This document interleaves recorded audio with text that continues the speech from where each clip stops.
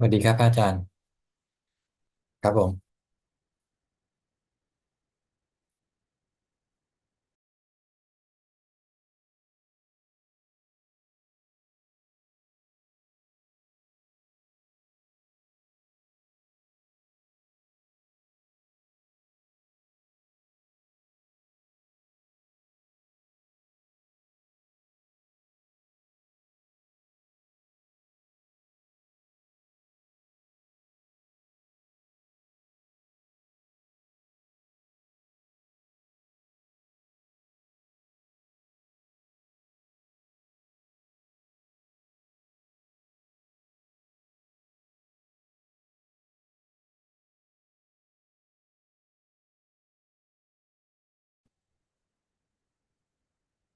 Hello, everybody.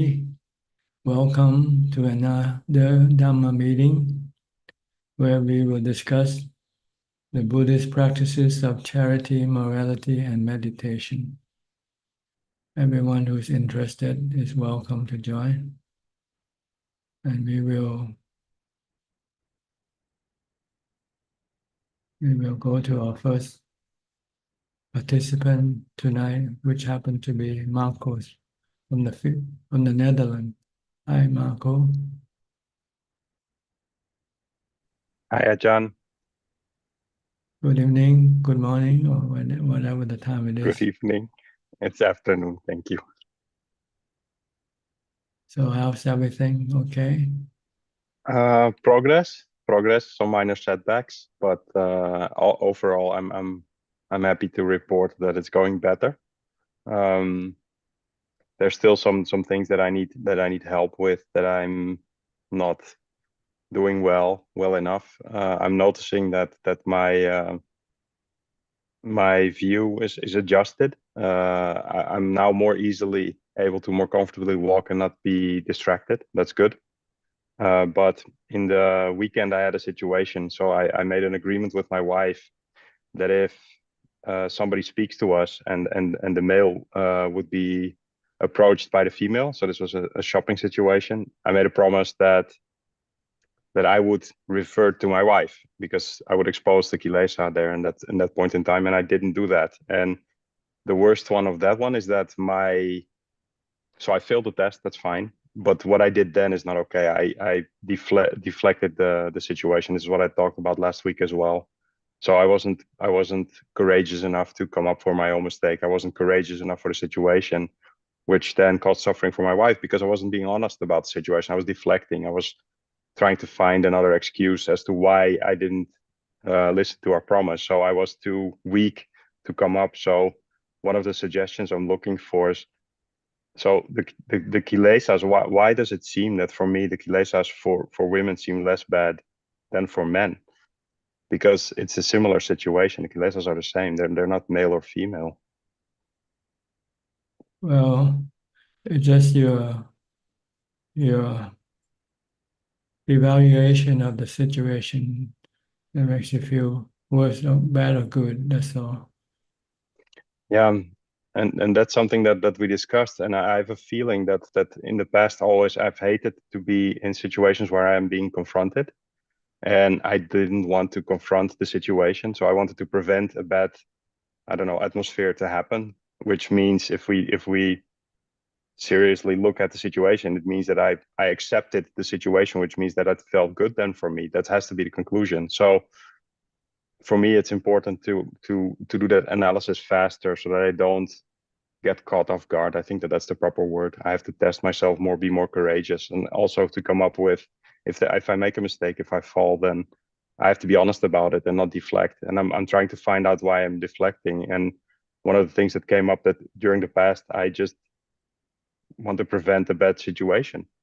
But by doing so, I'm breaking the fourth precept, and I don't want that. So that's something that I need to work on strongly and be more courageous. And that's what I'm looking for to come up with the right way. So it's the right way to analyze every situation, see if I like, dislike, or if it's a neutral feeling. And then the next step is it a skillful action, yes or no? Because then if it's a skillful action, then it's fine. But I'm noticing that now I'm not looking at other women. I'm not looking at other situations anymore. I'm not being distracted about that because I have a voice in my head that warns me to try to prevent that from happening. But that didn't happen on Sunday. It was on Sunday. So there's a lot of progress to be made there, I guess. But it's a difficult trip. I've noticed that in the past I've been dishonest about things to be liked, and I've been dishonest about things because I didn't accept myself. And this is what I said last week as well. I can't be that hard for myself in the past. I have to be in the now, and I have to go forward, and it's difficult. I'm just seeing that I'm struggling with that, and then that I need to be more strong. And the good thing is that I've been doing a lot of walking meditation, and meditation is now going better. And I have a feeling that there's a lot of things that have more clarity, but I'm still in situations in public not confident enough, I think. And that's something that I need to work on. Well, if you're not confident, then try to avoid any confrontation. If you come across the situation, if you can duck, avoid Which is, facing the situation, and instead of facing the situation, if you can avoid it, then avoid it. But if you're confident, then it's okay.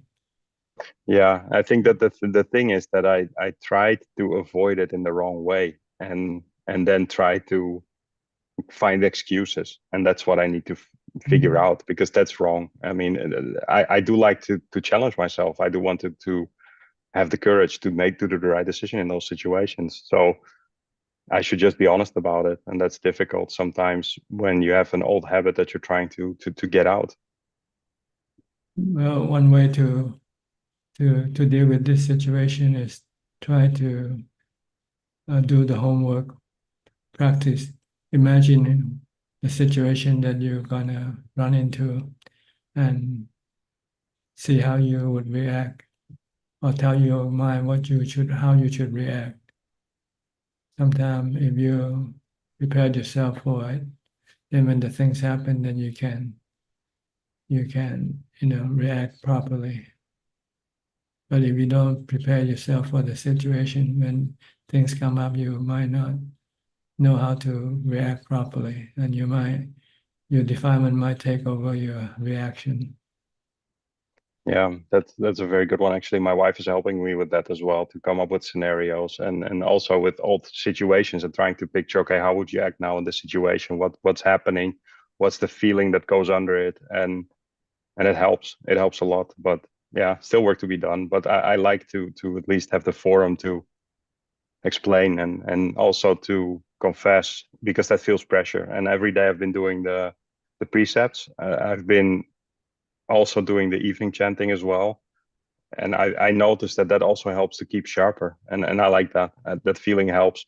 I told my wife, I have the feeling that now I'm so focused in not breaking the third precept, that the situation that happened was not prepared well enough to deal with. And that's something that I need to work on as well.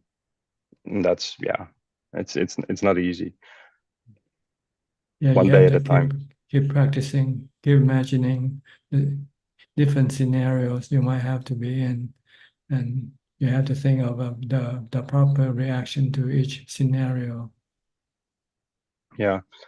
Another thing that I've noticed as well is that at work, I'm trying to distance myself more from my colleagues, also because I don't necessarily like the things that they're discussing, but also because there's things that they discuss that I used to be trying to get into a conversation with. And I've been trying to analyze that as well. And I'm realizing the only reason why I participate in these conversations is because I want to be liked. And I'm past that. I don't need to be liked. It's okay. I mean, if it's not skillful talk, then why bother even talking, right? So there's something that I'm making progress in as well. And that's a good thing. That's a good feeling, actually. Yes, it's better to be honest than to be liked. If you have to choose between being honest and being liked, you should choose being honest. Yeah, that's what Because I've been. people can like you, or then they can dislike you. They can like you today, and tomorrow they can still dislike you anyway. So Yeah, and I still have to deal with my own suffering. yeah. But if you are True. honest, then you will always remain honest. So you That's should the not key. trade your integrity for the sake of having people to like you. That's what I'm trying to break. It's been such a defense mechanism for me in the past that I'm trying to get through. It's not worth it, because in the end it doesn't pay off anything. Mhm.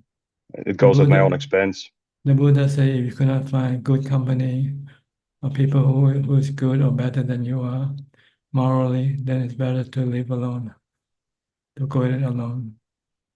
Yeah. So one of the things, this is actually a funny one. So I hold my wife in very high regard. I think that she's in the other side of the spectrum, where she's higher than me at this point. Then you So should, I'm pulling up towards her, yeah, and you should she's cling to like, her. She can I pull know, you but up. She can pull you up. Yeah. exactly, but I don't want to do it at her expense. So that advice for her would mean that she has to go away from me. But I try to be a better man and listen to her, and I really appreciate that she does take the time that she does to just to talk to me and to actually help me with the problems that are there. And yeah, I feel indebted to her a lot, and I know that I can be a better person because of that. Yes, just keep trying and be vigilant. Don't let off your guard. Because as soon Thank you, as you Ajaan. let off your guard, your defilement will attack you right away. Yeah, hypercare indeed. Okay, anything else? No, there's one other thing that I've been trying not to judge people anymore, and I noticed by analyzing that the people I've been judging in the past, I was 100% reflecting myself. So it's like I saw behavior in other people that were actually my behavior that I disliked, and that helps in the contemplation about seeing my true self, and then seeing like, okay, so how dare you judge that person, because you are doing worse things even, and that's helping me out a lot as well. Funny enough, it does help me with my professionalism too, because I was distracting. I was talking too frivolous in conversations with colleagues, and I've been not doing that anymore, and it's been more peaceful for me as well, because I'm not worried about what people think. I'm just being to the fact, and that's helping. So yeah, that's also one of the things that I've been working on. Okay, good.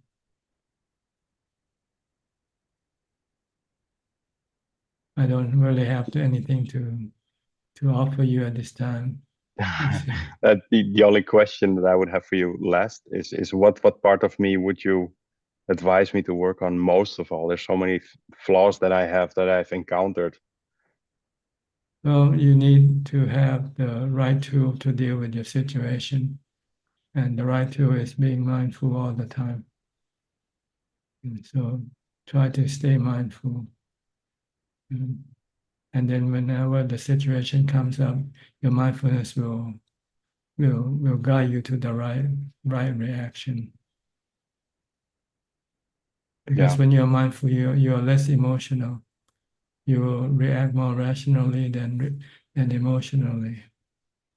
But when you're not mindful, then your emotion will become greater, and you might react to things with emotion rather than rationality. yeah, that's a big issue. Yeah, this is a very important tool, which is mindfulness.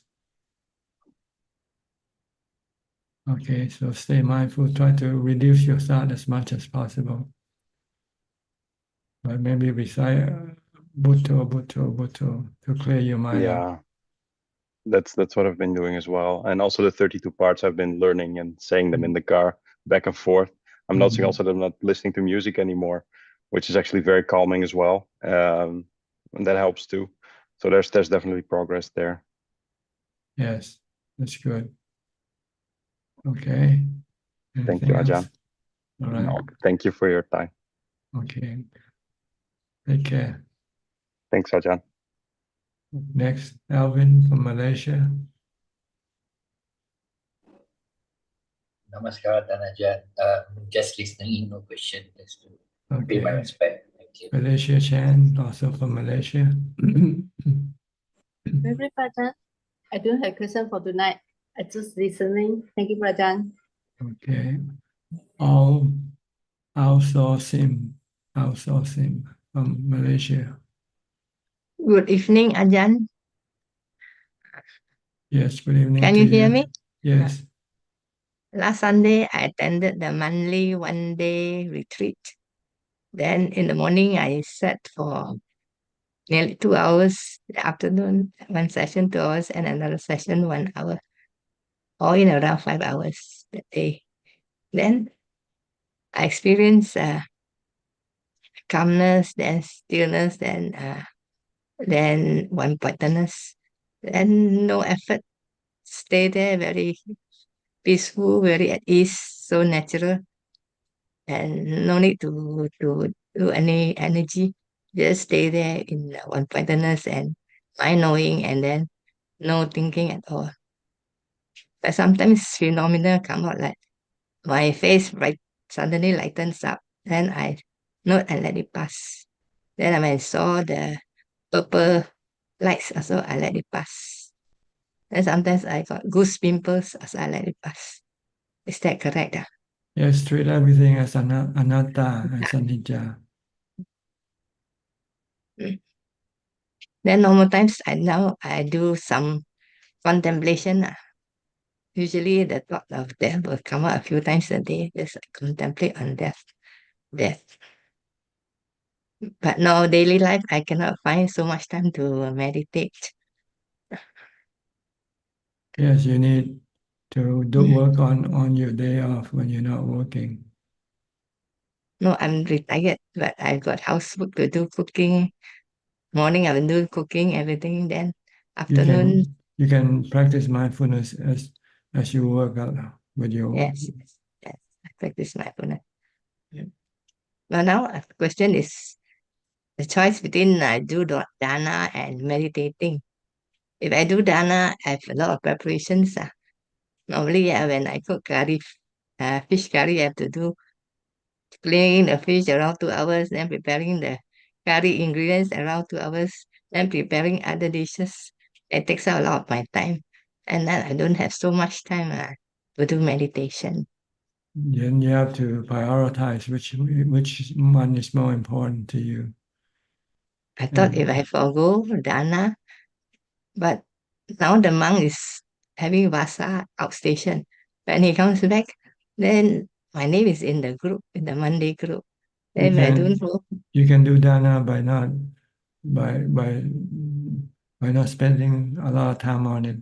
Just transfer your money to the committee and let them do the work.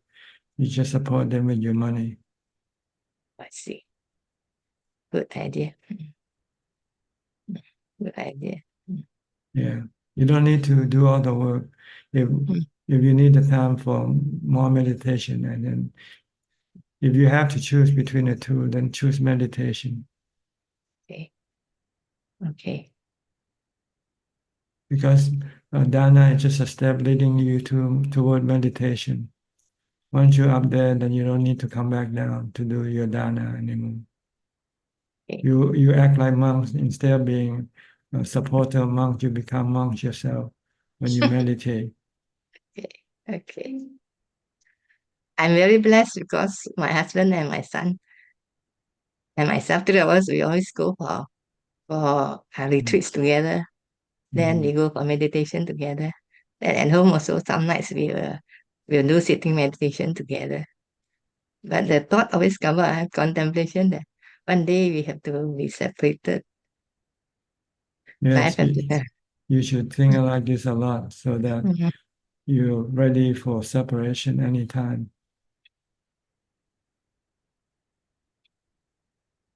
I told my son that we wishes to become a monk.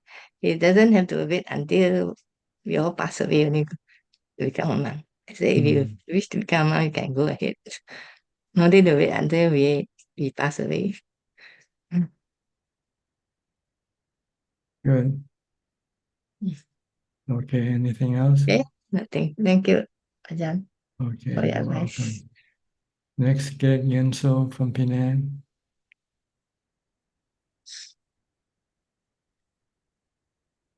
Ajaan, good evening. Yeah, I'm listening for learning. Yeah. No question. Okay, Claudia from Switzerland. Good afternoon. Good afternoon from Switzerland, Ajaan. I'm happy to be here today. I have no questions. Now you have more time to join our meeting. Yes, I was caring for a family for 2 weeks, and currently I have off until the next family is in need. So I always enjoy the time when I have off, try to meditate as much as possible. It was quite difficult to meditate when it was so hot. When we had those heat waves, I tried to meditate as long as possible, but it happened almost each day that I had something like lucid dreams during my meditation. So my mind didn't fall into peace. It started to create something like lucid dreams, and I always tried to be mindful to realize when I start to fall asleep and getting myself back to a peaceful meditation with a mantra like Buddha or Nirvana. But it was quite difficult when it was so hot.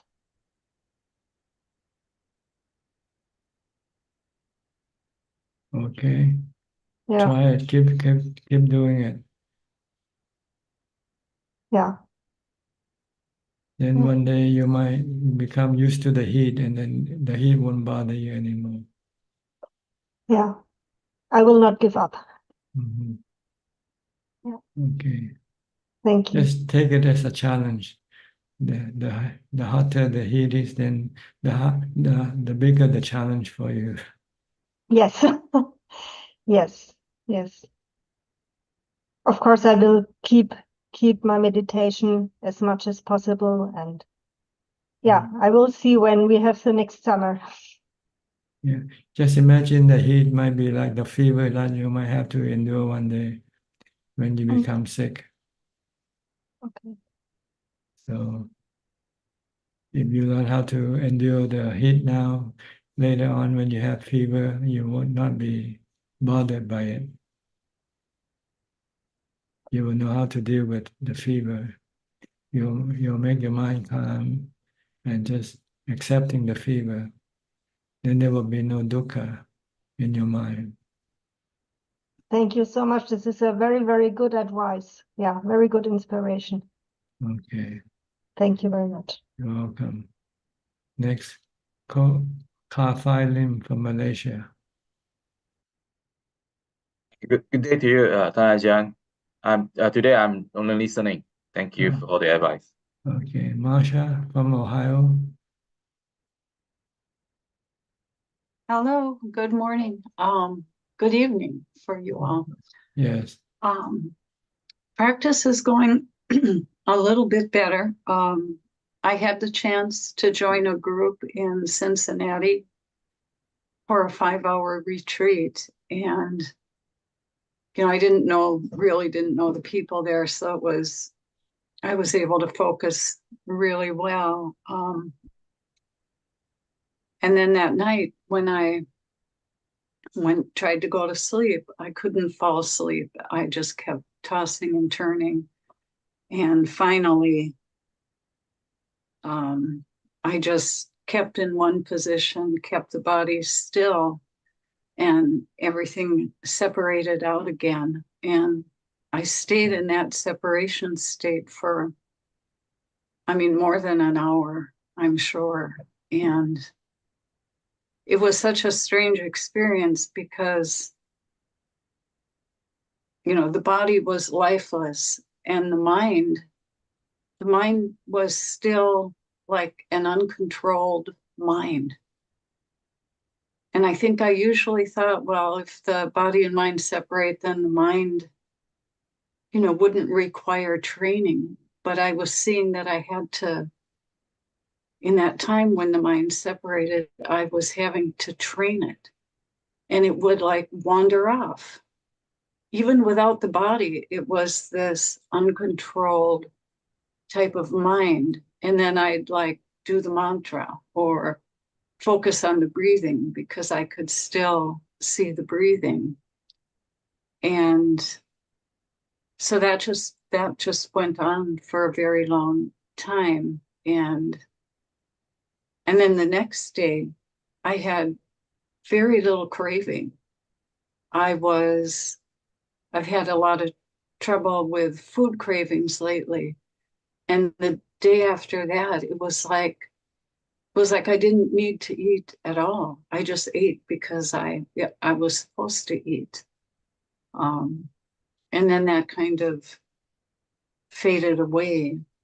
Also, during that separation time, I kept on having the notion that mind is chief, mind is chief. And I could just see it. And also not just in that experience, but generally, a lot of times when I'm laying in the bed, either falling asleep or waking up, and I'll just be watching the mind at that time. We're trying to focus on the breathing, and the thoughts, the mind wanders so quickly, and I'm starting to see the thoughts and how they're not even related to each other, or they don't even make sense sometimes. It's like the mind is just throwing out unrelated things that don't make any sense, like with my normal reality. So anyway, that's what's been happening with me. That's because you don't have enough mindfulness to control your thoughts. Instead of watching these activities, you should just focus on a mantra or something, and then eventually everything will stop. But without the mantra or without watching something like your breath, these activities will keep going on and on and on. So try not to follow what's going on in your mind. Try to stop it by reciting a mantra. Or if you can watch your breath, just watch your breath. And do nothing else. Don't watch all the activities. Because the more you watch, then you encourage more activities to come on. But if you ignore them, you keep focus on your mantra, then all the activity will eventually subside and disappear. That sounds exactly right. Yes, yes. And it's the hardest thing. I mean, I'll be trying to do that, and it's like the strength to do that is weak. Yes, it's hard to do the mantra. You might be able to do it a few seconds, and then you're back to watching the things again. That's right. That's what's happening. It's a fight. It's just a fight. I have to keep fighting. You just tell yourself that you have to cling on to the mantra. Don't let it go. Don't let it slip away from you. Hang on to the mantra. Okay, thank you. All right? Thank you. Okay, you're welcome. Kelvin from Singapore.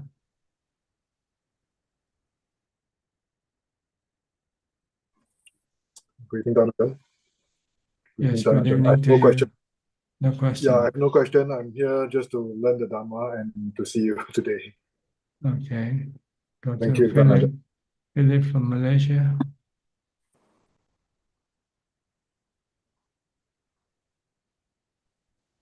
Good evening, Ajaan. I'm just listening in. No questions tonight. Okay. Alfredo from Sao Paulo. Hi. How are you today? But my lung is full, but it's full bronchitis, asthma. Asthma, bronchitis. Yes. Painful? No. Full lung. Expector. Okay. Anicca. It's normal. Birth, aging, sickness, and death. Oh. I don't talk with that, but You don't have to talk to it. You just have to welcome it. That's all.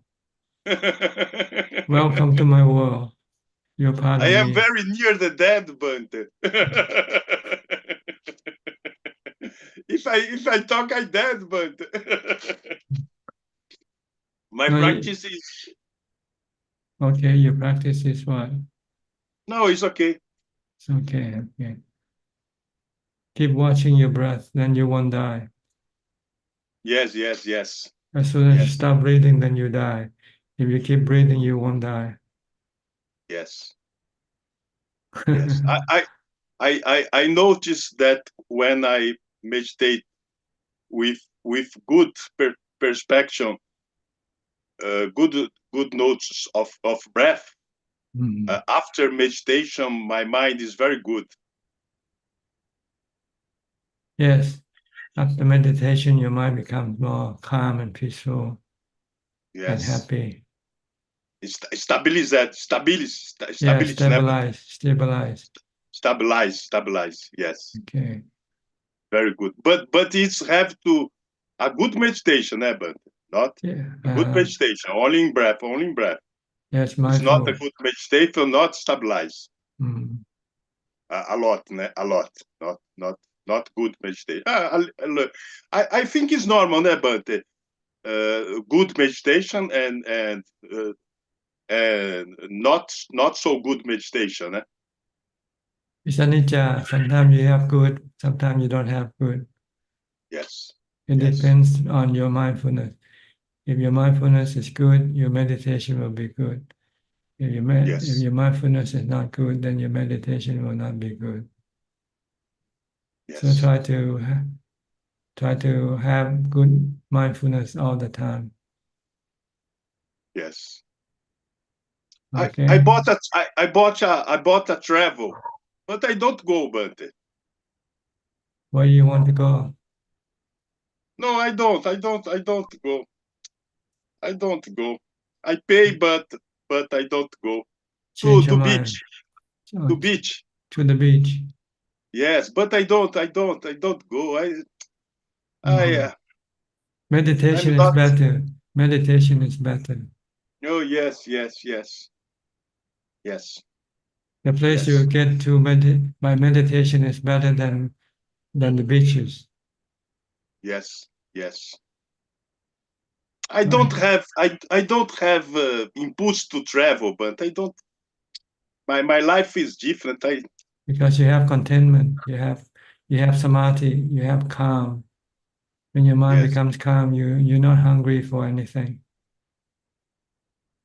Yes. Good. You're on the right track. Yes. Okay. I'm so sad, but it's normal, né? Yeah, it's normal. Sad because you still have attachment. You have to give up attachment. Then there will be no sadness. Yes. Okay, give up, let go, don't attach. Then you will not be sad. Yes. You're sad because you don't want to let go yet. You don't want to let things go. Yes. Thanks, Bante. Okay, you're welcome. Thanks. Next, Lynn from Indonesia. Good evening, Ajaan. I don't have questions today. Okay, no question. Yeah. Good. Next to Cove.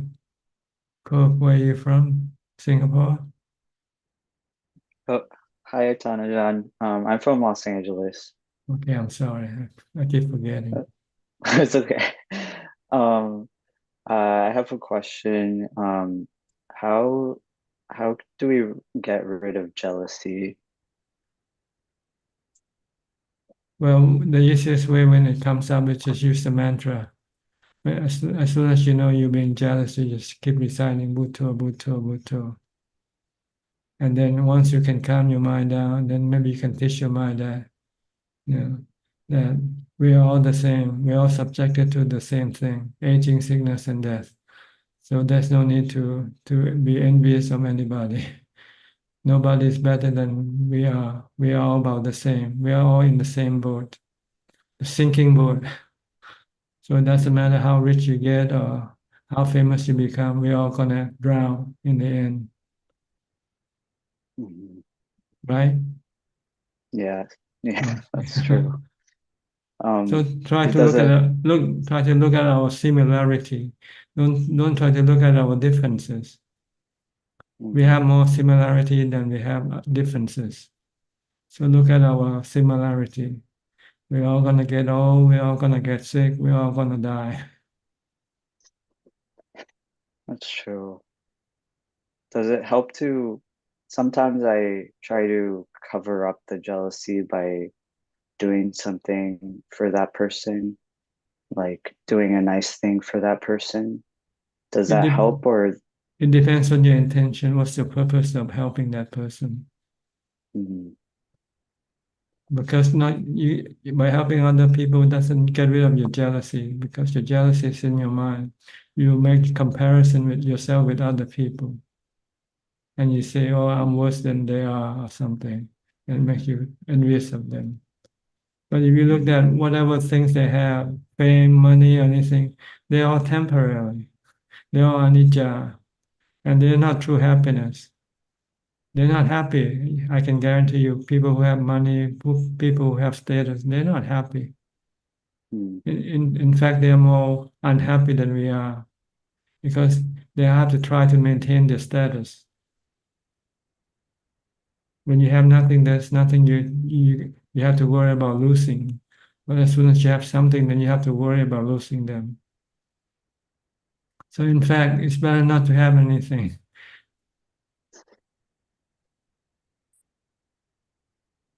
Yes. But Yeah, you're even good looks, yeah, even but good looks, and yeah, these are your defilement, your cravings. But you can counter this craving by looking at anicca. Everything is temporary. Anicca, impermanent. Doesn't matter what. Good look, one day we're gonna turn into bad look in the end anyway. Look at all the stars, the 60s, the star of the 60s today, they all look like old men. They're all old men now. true, that's true. Right? Yeah. Okay. Think of impermanent. Then you will not be envious of anybody, because in fact, if you don't have anything good, then you got nothing good to lose.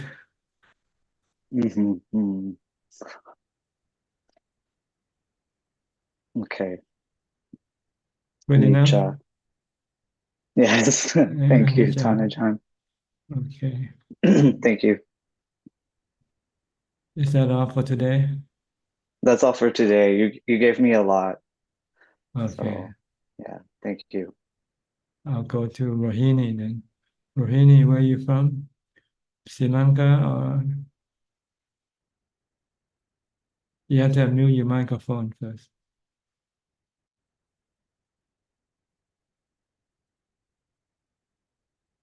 Can you find? Okay, go ahead. You can speak now. Can you hear me, Ajahn? Yes. Okay. Please let me pay my respect to you first. This is your first time Yes, joining us? I'm new. Yes. Okay. What can I help you? Yeah, I don't have any particular question at the moment, but I just wanted to tell you that I read all your books, and also I listened to your Dhamma talk in YouTube, and actually I have learned. I mean, I did not have a clear idea, understanding about Dhamma in my whole life, but after reading your books and YouTube, now I have a good understanding. So I'm very grateful, and thank you. I'm happy to hear that. Yes, and can I just can you correct me if my understanding is wrong? Yes, go ahead. Yeah, so as long as our mind has craving, any form of craving due to defilement, so the after death, if the mind has craving, so so the mind gets separated from the body, and it seek for another body, so it get attached to another bodies depend on the karma. So this attachment take place as long as you have craving or the defilement. Am I right? They are all the same thing: craving, attachment, Yeah. or So defilement. the meditation is we do meditation because we Stop want to our make craving. We want to stop yeah our cravings.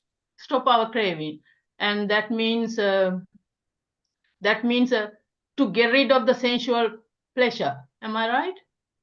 To get rid Sensual. of our craving for sensual pleasure. We cannot get rid of the sensual pleasure. They are there. They're in this world.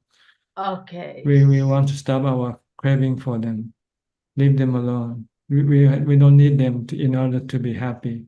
We will be better off not having them. Yeah. So this is. I mean, I did not know this is. It's just. I mean, I'm originally from Sri Lanka, but it's just a ritual. So I did not have any clear. Only after reading your books and just 3 months, uh, I just met you in the internet. Now nearly 3 months. So since then I did meditation casually, but I did not know why I was meditating. So now I do understand, but still I have a lot of defilement. That means I can sit on meditation, but the problem is my mind goes everywhere. So this is what now I have to work on. You have to work on mindfulness. When you Yeah. meditate, you cannot just sit alone without mindfulness. You have to have mindfulness to stop your thoughts. Yeah, this is what is a challenge really. So I had to work on it. So I just alternatively walking meditation and the sitting meditation, and then reading, then back to your reading your Dhamma books again and again. So I'm retired, so I have enough time.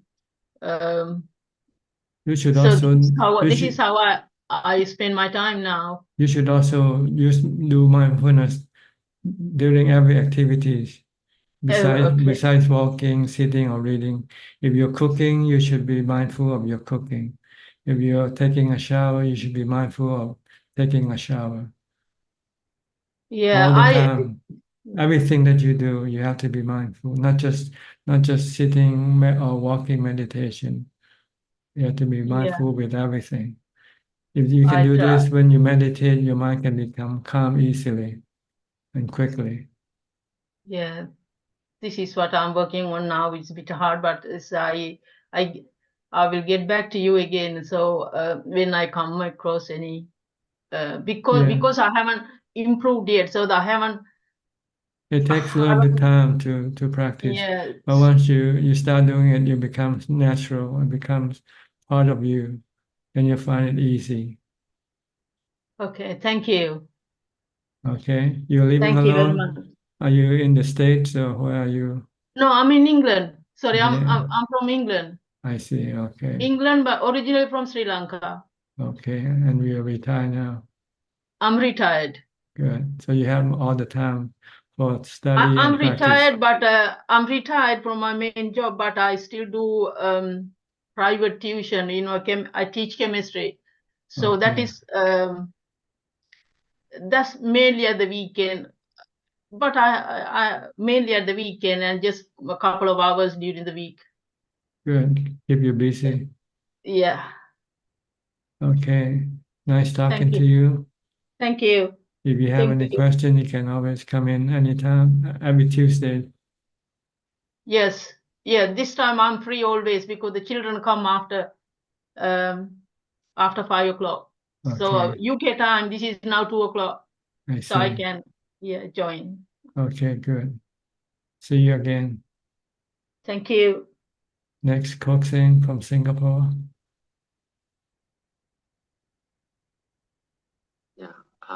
Good evening, Ajaan. This evening, I'd like to ask you some questions regarding the interview that you have with Clear Forest Monastery. Yeah. In one of the one of the questions you mentioned about you mentioned that one has to be convinced that the pressures from jhana is better than the pressures that we can get from the sensuous pressures. So maybe Ajaan, I like may you elaborate how can we convince oneself that the pressures that we get from jhana is more superior than that of sensual pressures? Well, the most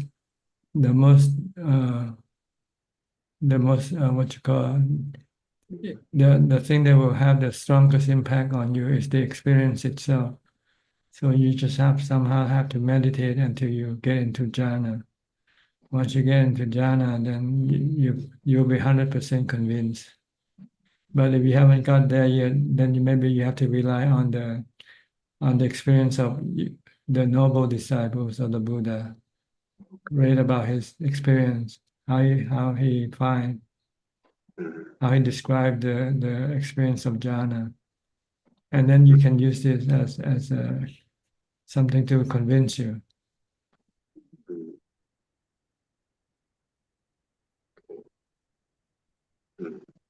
The Buddha said the best form of happiness is the happiness from jhana.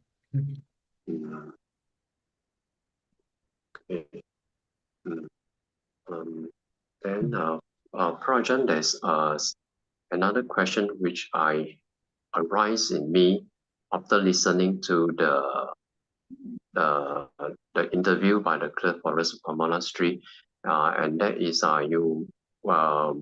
when and I think the question was something like jhana was was difficult to achieve, and you replied that even for monks, even from the forest tradition, they after practicing for many years, they may not be able to enter jhana. So when I heard this, I was a bit so-called a bit down, because I was thinking that, oh, if I would become a monastic, I may end up not being able to enter into jhana. So maybe Prajan, you can give me the correct perspective so that I don't feel down or disappointed. Yeah, that even if I become monastic, I may not be able to achieve jhana. It depends on each individual ability to practice mindfulness. So not everyone will be will not be able to enter into jhana, and not everybody will be able to enter into jhana. So there's a mix. So you look at those who can attain jhana also, like Ajaan or the teacher, they could. And there are some people who cannot, just you have to be truthful, not to delude yourself that once you become a forest monk, then you can enter into jhana automatically. No, that's not the case. That's all. The case is that it is that dependent on your practice of mindfulness. So you have to look at the general picture. Just don't look at just a small portion of the picture. Look at the big picture, and the big picture says there's a mix in everything. There's good and bad people in every type of circles. Even there were people, I think during the time of the Buddha, I think one person asked the Buddha that you taught everybody to enter to jhana, to go to nibbana, but how come they all don't go to nibbana? The Buddha said, I don't know. I taught them how, but it's up to them whether they can follow the practice, follow the teaching or not. So you should be more interested in following the teaching and trying to look at the example of other monks. If you keep following the teaching, practice supatipanno, then you should get the result. Okay.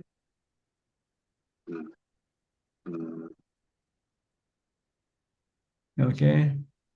Yeah. Okay. Thank you, Prajan. Look up to those people who got the gold medals. Don't look at those people who didn't get any medals. Yeah. Then you get the inspiration. Oh, he can have the gold medal. I should be able to do the same thing.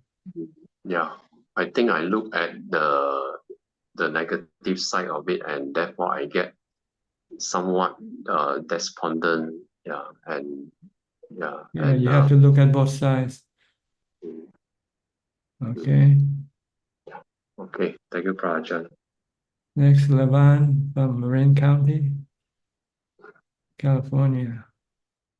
Ajaan, I just like to clarify that when we recite puto, puto, puto, it's just to have the mind, just so that the mind have an object to focus on, but I still, it's more like a mindfulness practice, but I'm still not able to solve or to know the causes of my suffering or pain. Is that That's right? right. It's a different practice.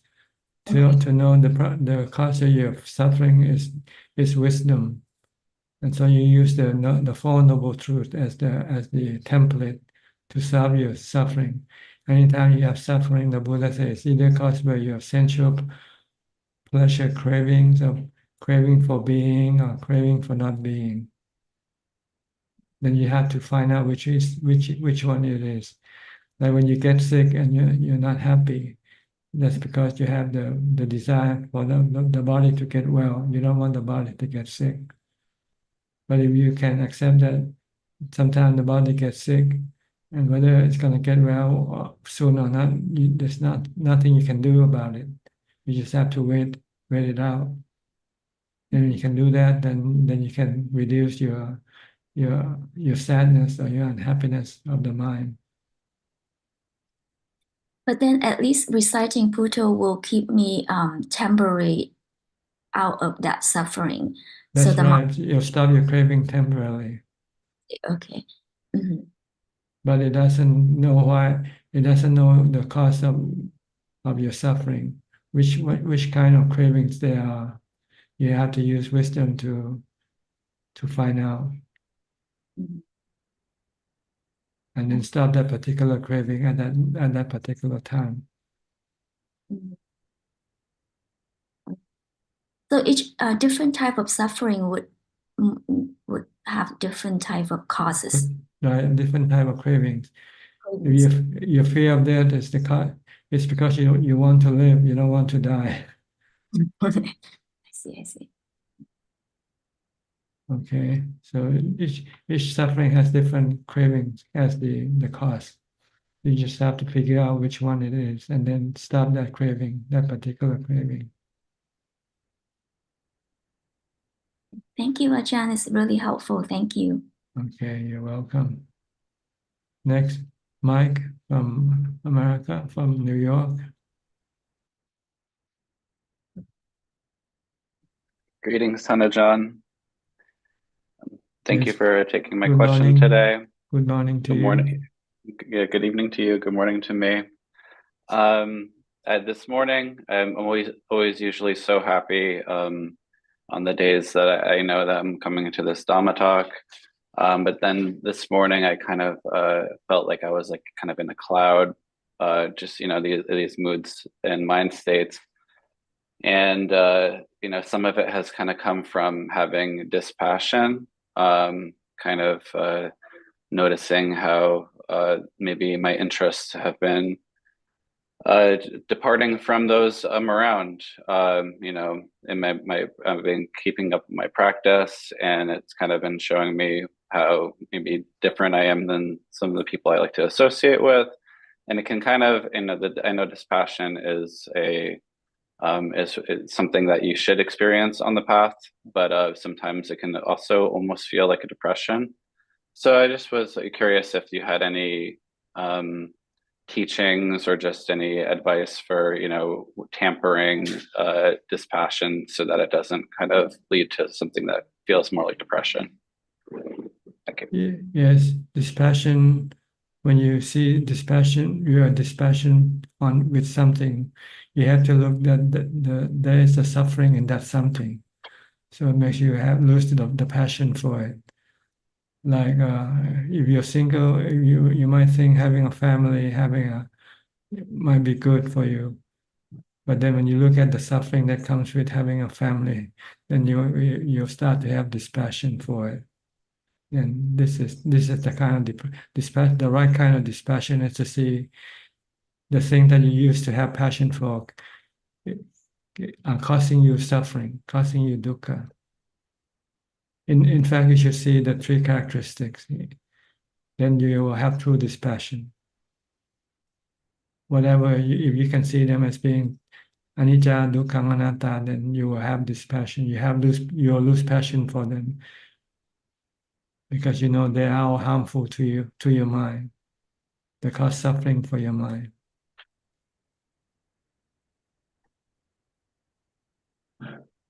Otherwise, it's not true dispassion if you don't see them as being anicca, dukkha, anatta. Seeing them that they are the one that will cause you suffering.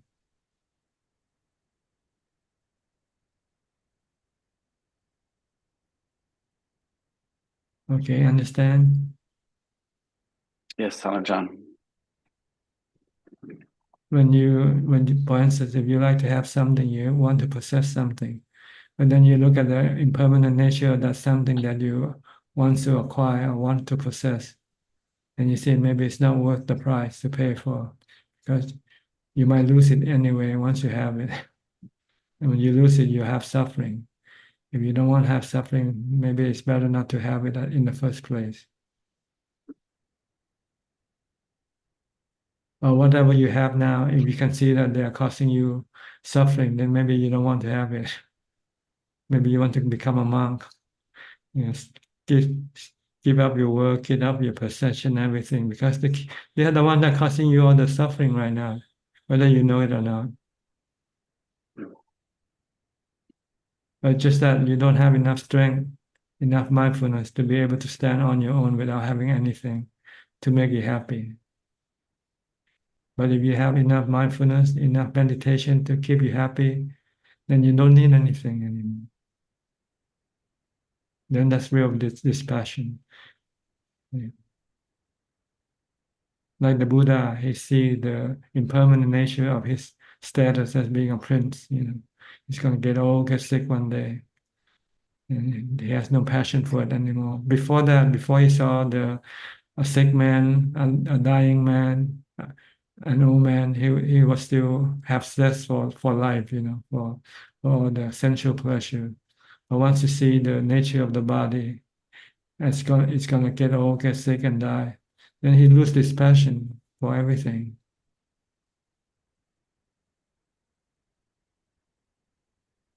Okay, so if you want to have real dispassion, you have to look at the impermanent nature of things that you have passion for.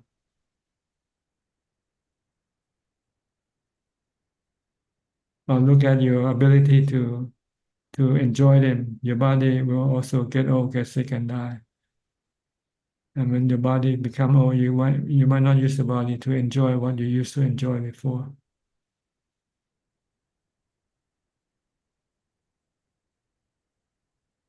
Okay, this is how you get this passion. See the dukkha inherent in everything that you have passion for. Because they are impermanent, they are anicca, they are anatta, you cannot control them.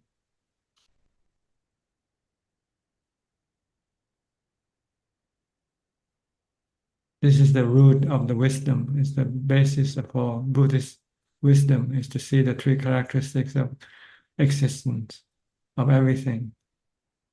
Everything have these three characteristics. It's just that we don't see it, that's all.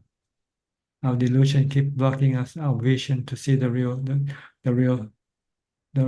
truth.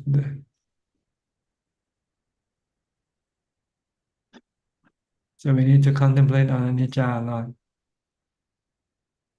The Buddha teaches all Buddhists to always contemplate on the impermanent nature of the body. Having been born, we are subjected to aging, sickness, and death, and separation. Just keep reciting, just keep reminding yourself this way every day, as many times as possible. Then your vision of the world will change. from being permanent into being impermanent, from being a place of happiness to being a place of unhappiness, of sadness.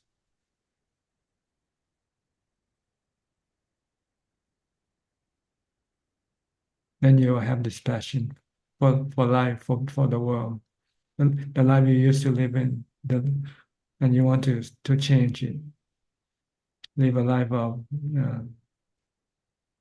solitude, a life of simplicity, life of calm, peace of mind, contentment, for meditation.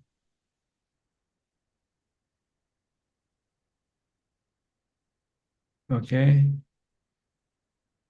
Thank you, Ajaan. Does this answer your question, more or less? That was very good. Thank you very much. Okay. Next, we'll go to Nining from Indonesia. Yeah, Ajahn. Good evening, Ajahn. I have a question about what I listened from the video, A Life of Inner Quality. Here I hear that the heart is experience good and evil. The heart is what does good and evil. And the result, good and bad, pleasant and painful, all come down to the heart. So what is the meaning of the heart here? Is it The mind nama is the lupa? same. No, it's a mind. It's a knowing element. It's knowing element. Sometimes we use the heart instead of using the mind, but they are the same thing. The heart refers to the emotional side of the mind, while the mind it refers to the intellectual side of the knowing element. But it's the same thing. It's the same thing. Oh, because here, the heart is what does good and evil. So I'm a little bit confused. So, is it also rupa or not? No, it's citta. It's just citta. Okay. The heart and the mano is the heart. Citta is the mind, but it's the same thing. One is on the emotional side, the other on the intellectual side. Oh, I see. So straight to the heart, straight to the heart. It means straight to the mind, straight to the mind. That's right. That's right. Not the heart, not the physical heart. Yeah, that's why, because place your life in his hand by following the practice like a warrior. So before I'm confused. So I know now I understand. Have you heard of broken heart? Okay.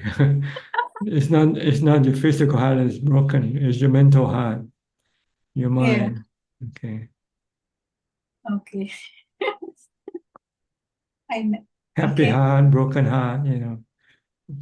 But sometimes we can say happy mind or broken mind also. But sometimes the two can be interchangeable. They're the same thing. They refer to the same thing. I see. So yeah, now I understand, because after the video ends, I still I asked to myself what is the meaning of the heart here. So I already know from Ajahn explanation. Okay, good then. Okay, thank you. You're Thank you, Ajahn. welcome. Next, Parachita from Dubai. Hello, good evening, Prajan. Good evening to you. Yes. Okay, so as I said last week that I would spend some time to put in a bit more effort. So just wanted to tell you how it went. Of course, mixed, meaning it was good to allocate time and not too much. I found not eating okay. That wasn't difficult. First day, I was quite determined. I did a lot of effort. Second day, I waned. Then third day, I got back on. So it was like that. However, I know that's how practice is. One thing I felt was that I can't also always control the dropping of quietness. but I can, as you keep saying, work on being mindful, because that can just happen and unexpected, and sometimes it doesn't. But I think it's also my effort, I realize. But yeah, that's it. Yes, sometimes your mind can become calm when you're least expecting it. Yes. When you're anticipating it, it doesn't come calm, it doesn't come down. But when you're not anticipating, but you're being mindful, then suddenly it can become calm without you realizing it. So just keep maintaining mindfulness. That's the main important ingredient for meditation.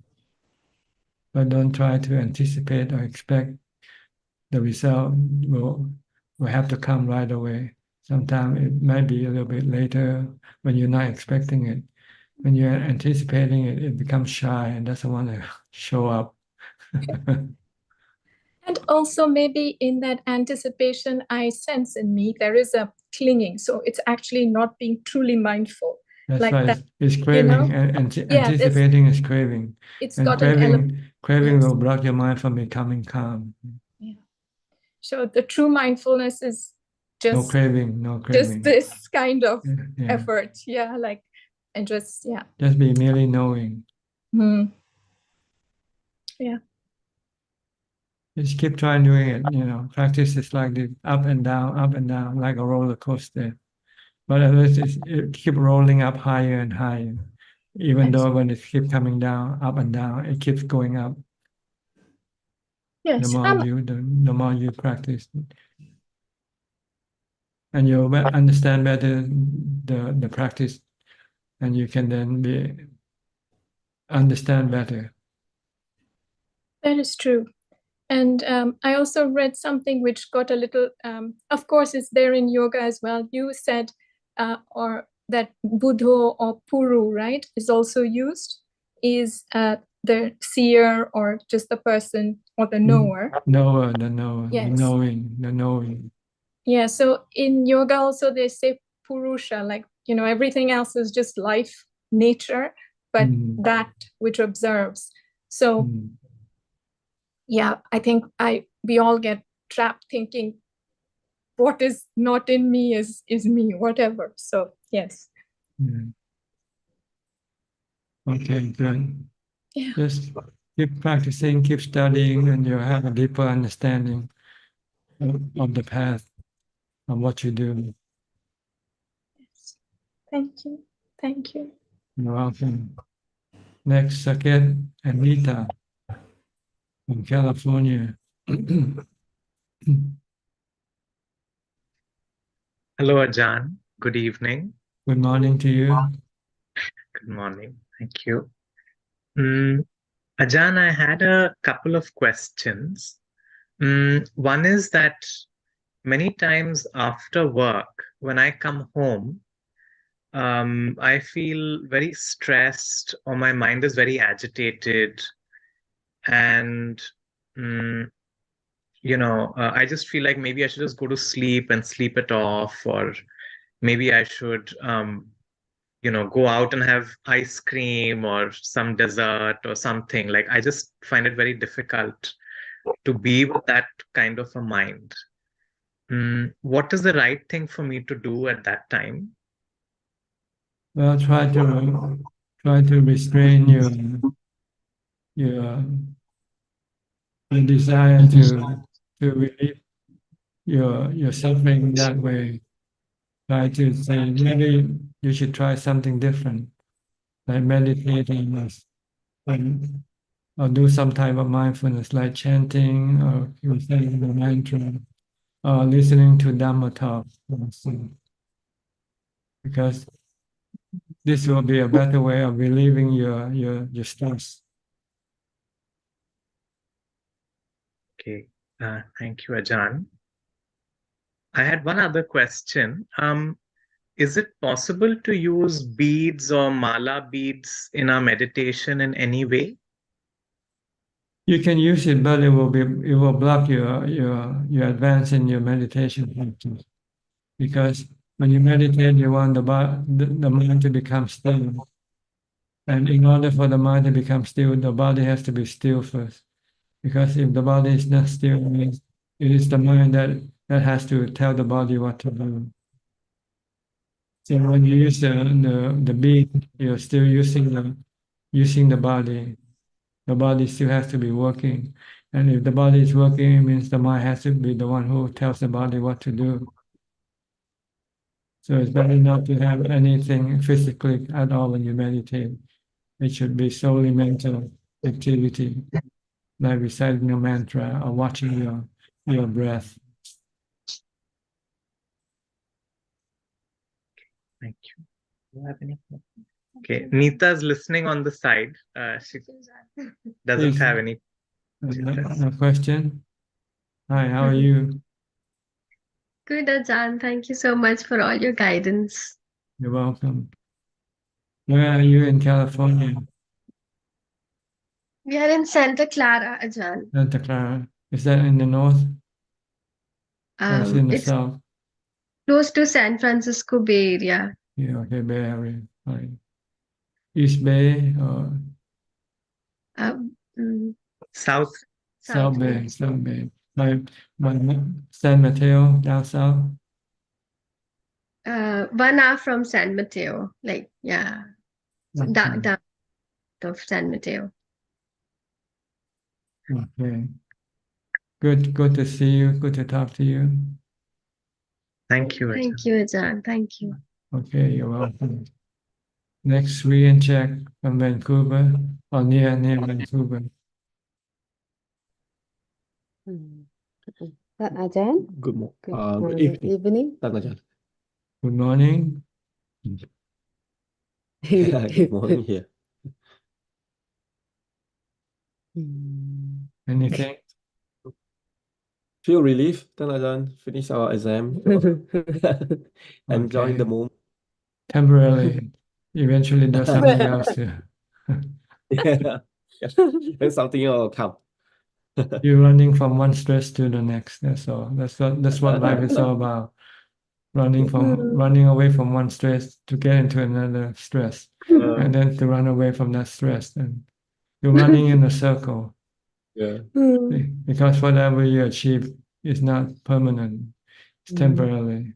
It might relieve your stress temporarily, but then eventually you start to build up a new stress for you to deal with again. So it's true, Ajaan. So in order to stop this, like when the mind Stop craving. Live simple. Live with the 4 living requisites and nothing else. And meditate. Instead of watching TV, meditate. Instead of eating more than you need, meditate instead. Yes, Ajaan. That's all you need. Just the 4 living requisites. Have some food, have some clothing, have a place to live in, and have some medicine when you're sick. That's all you need to have. The rest you should have the time to meditate. That's the way how monks live. We live with the 4 living requisites. And we have a lot of time for our meditation because we don't have to have so many things. We don't have to go after so many things.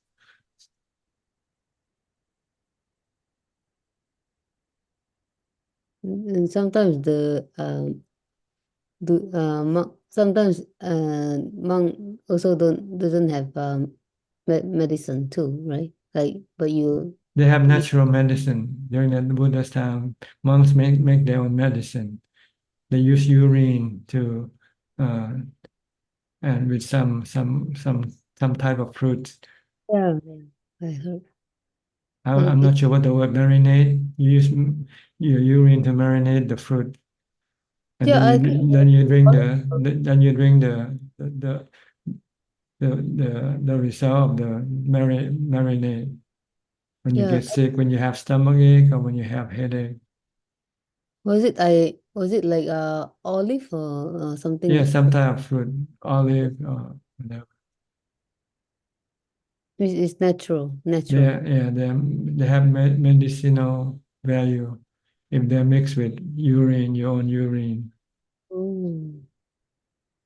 Urine, your urine has some salt in it, I think. So this can then when mixed up with the food, it can become some type of medicine drink for you. Mm. Ask Dr. V, I think he should know. Yeah, I think maybe he knows. Yeah.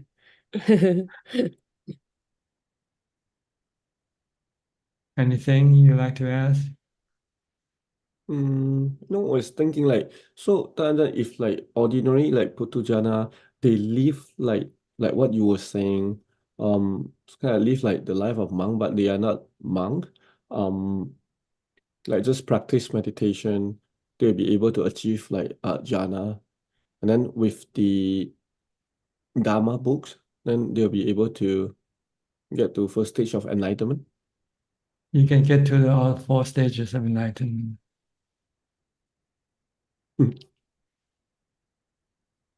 So not to become a monk, but live like that. Yeah, just live like a monk. It's not becoming a monk. And if you become a monk and live like a lay person, then you're not a monk anyway. Which what happens today. A lot of monks live like lay people do. They have television, they have, they have things that's like maybe better than lay people do, some monks. It's not the title. It's how you It's how you live, how you do it. It's the action that counts. Yeah. That's so true. Ajaan Dr. Mahabur used to say, when you shave your head and put on the yellow robe, the defilement are not afraid of this. Oh, I like that. Oh, They are afraid when you start to meditate, when you practice keeping the sila and meditate, then that's when the defilement will start to be fearful of you. That's such a beautiful saying. I love what he said that. Oh, wow. If having yellow robe can scare the defilement away, then those people who sell the yellow robe will become enlightened already. Yeah, that's true. The So defilement it's not the form that counts, it's the action that counts. Like I lived like a monk for 1 year, see, Yeah, before I became ordained. I studied how monks live, and so I lived that way. So I'm pretty much maybe 80% monks then and 20% layman. Wow. And after living it for 1 year, I know I'm ready for putting on the robe. Before that, I'm not sure whether I could last if I put on the robe, if I could resist my cravings or not. But after practice, having the enough mindfulness and wisdom, I'm quite confident that I could maintain what you call control my cravings. So I then could take up the road. Yeah, you always you have satcha, right? I don't like you said that you have the truth, like meaning you don't lie to yourself, right? You only do it if you you have the truth that you can do it. You say something about satcha, like when we is the Resolute. truth like something like we don't lie to ourselves, something like that. You were saying, Well, you have to know whether you can keep yeah, keep yeah, keep keep your intention or not. Some yeah, people yeah, have the good intention, but when the time comes, they change their minds. yeah, It yeah. means they don't have truthfulness in themselves. Mm. At one moment, they say, "Yes, I will do it," but when the time comes, you can you then change your mind, so no, I Yeah. don't want to do it anymore. Yeah, Then yeah. this means you don't have satya, truthfulness. Oh, yeah, yeah. You're not honest with yourself. Let's put it Yes, that way. yes. Satya is Yeah. honesty. Honesty, yeah. I didn't really understand the satcha until you talked about satcha as in like the honesty to yourself. I Especially to your intention, to your to your- resolution. People make New Year resolution, but they don't have satya. After 3 or 4 days, they forgot what the resolution was already. yeah, yeah. I didn't understand that term until you explained, yeah, satcha, and then it's actually important to have satcha with ourselves, like to be honest with ourselves, like with our intention, right? Yes, it's a good tool to force yourself to do good things. If you don't have this intention and truthful honesty with your intention, you will not be able to do anything successfully because you can change your mind anytime you want to. Yeah. But if you're honest, once you made up your mind, once you make up a promise to yourself, this is what I'm going to do, then you cannot break that promise. Mm. Yeah, it's such a powerful, yeah. That's what the Buddha became enlightened when he sat under the Bodhi tree. Yeah, He set up his resolution and being honest to his resolution. He said, I want to meditate until I become enlightened. If not, I won't get up from this seat. Even if the body should die, if the blood in the body all dries up, he will not move, he will not get up. So you need to have something like this to force yourself to face your defilement and get rid of your defilement. I always try to become weak when we come across our cravings. We melt like wax every time we have cravings. Melt like wax.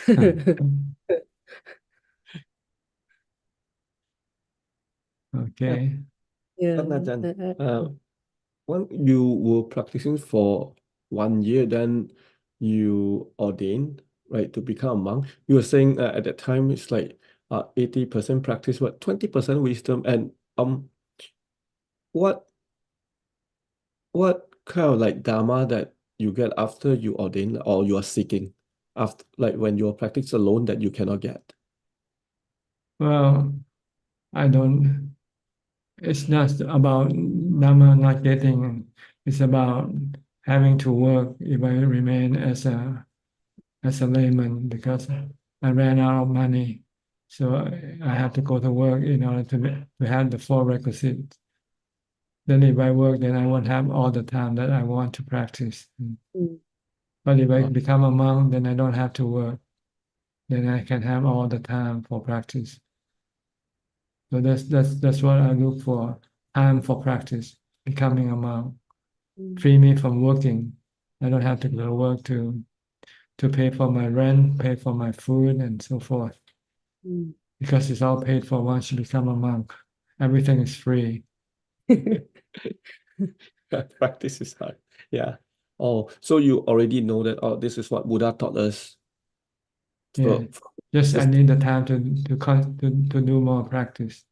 You still have to go over the different level of hindrances that you need to go through. Oh. Okay. Thank you, Pat. Next, B from Bangkok, B Ravin.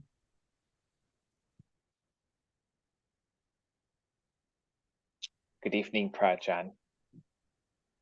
Yes, how are you? I'm fine, thank you. I'm back in Bangkok now.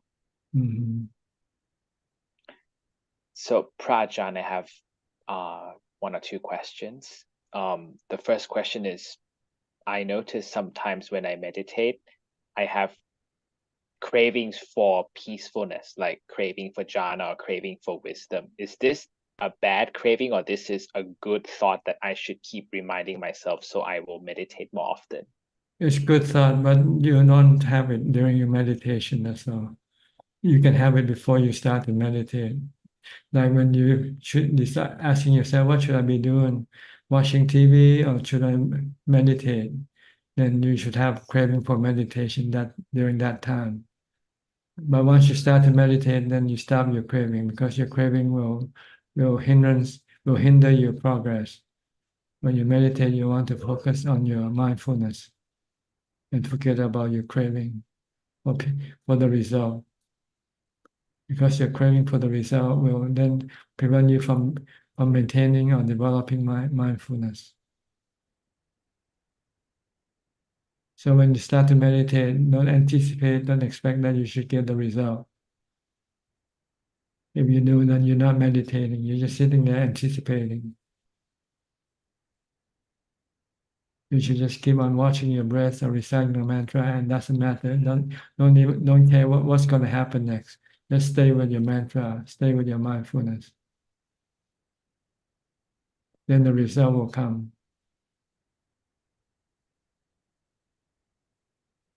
Yes. So we can have the thought before, but when we're about to meditate, I should just clear my mind and focus only on the mantra, and whatever happens, just let it happen. Yes, let it happen. Don't anticipate, don't expect. When you meditate, you want to stop all mental activity. Just to maintain just merely knowing. Know your meditation object. Know your breathing or know your mantra. Yes, Prajhan. And sometimes when I meditate, sometimes there may be a few thoughts that come into my head. I should immediately go back to the back to the mantra to keep That's it right. calm. Hang on to the mantra. Don't leave the mantra. Don't leave your meditation object. Even if some good experience arises, maybe you feel rapturous or you just ignore everything. Just be merely knowing and come back to your mantra or your breath if you use the breath. So just observe them, but don't Focus, because the focus will make the mind become calmer and calmer and eventually completely 100% calm. But if you start to pay attention to other things that appears, then you're stuck there. You won't go any further.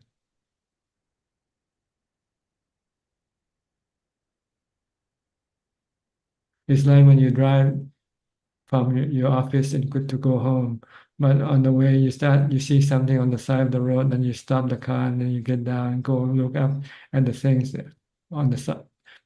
Then you won't get home. You just have to keep driving, and ignore everything that you see on the road, no matter how interesting they are. That's what meditation should be like. Just concentrate on driving your meditation object, and forget about everything else that can happen there on the way to your house. So You it's want to like go home. one-pointedness. You want to go home. You don't care about what's going on the street, on the path leading to your destination.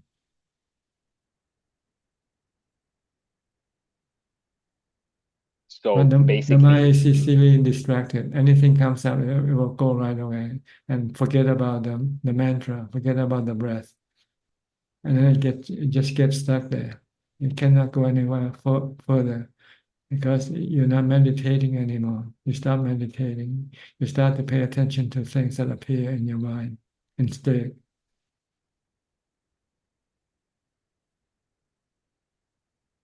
This is a pitfall for most meditators.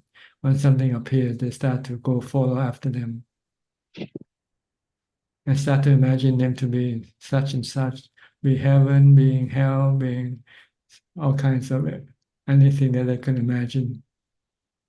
But they're not. They're just something that appears, and they're temporarily. They are nija. They are anatta. They come and go. So don't lose your time on them. Come back to your meditation object.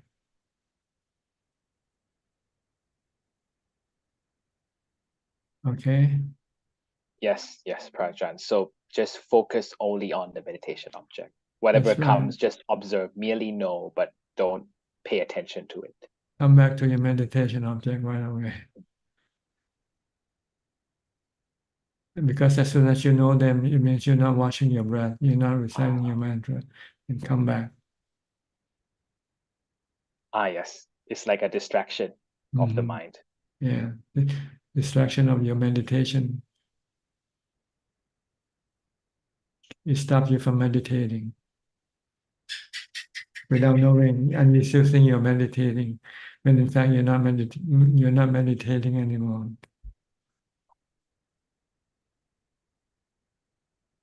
You're watching something else. Like you start to watch YouTube or watch Facebook. Or even body sensations, right? Just Everything, don't ignore them. anything, you know everything. If you can, painful feeling, anything that appears, just ignore everything, then they won't bother you. But as soon as you start to pay attention to them, they'll start to bother you because you'll start to have aversion and craving.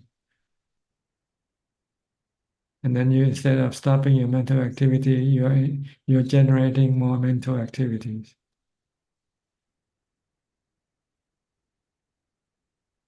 Okay. Yes, yes, Prajan. Next. Just just going go ahead. to let you know, Prajan, next weekend I will be going to Udon Thani and I will have a chance to visit Wat Pa Ban Tat.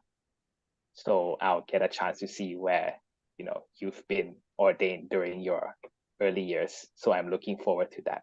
It's probably different from what it was then 50 years ago. But anyway, but you can imagine. Yes, I really look forward to it. And it will be a 3-day kind of like a Dharma trip I will take. So I look forward to it. Okay, good. Yep. Maybe it will Thank you, inspire you Prajan. to be. Maybe it will inspire you to become a monk one day. Possibly. But thank you so much, Prajan, You're for your welcome. teachings. Next, Belinda from Singapore.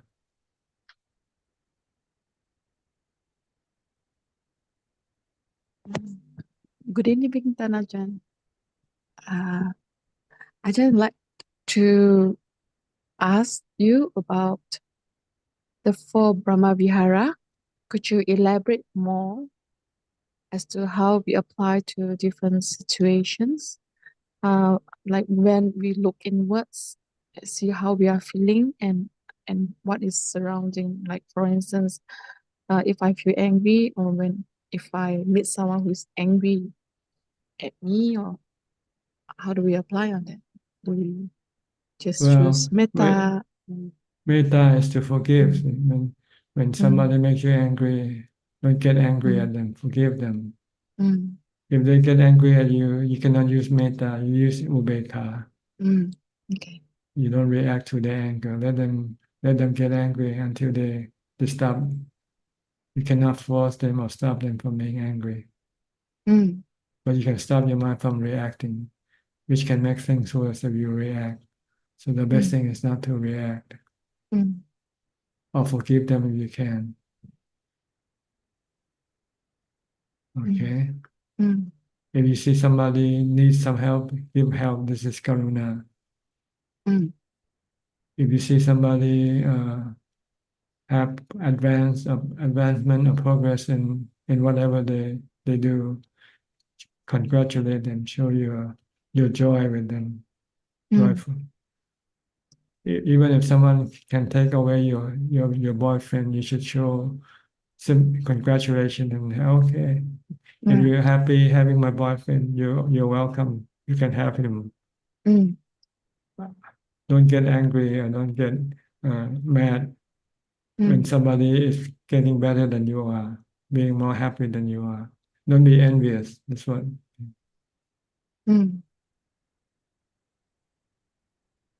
So if someone feeling jealous from outside, we still apply upeka, Tanajan?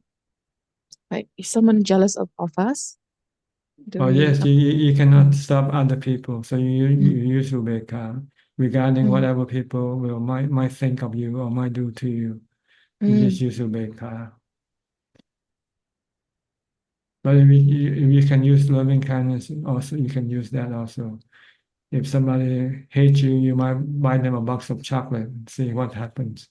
They might stop hating you after a while. You keep buying them chocolate for a while. Mm. But if you keep buying chocolate and they still hate you, then you can stop. It doesn't work. Mm. Then let them be angry for as long as they want. Mm. Maybe this is part of the law of karma.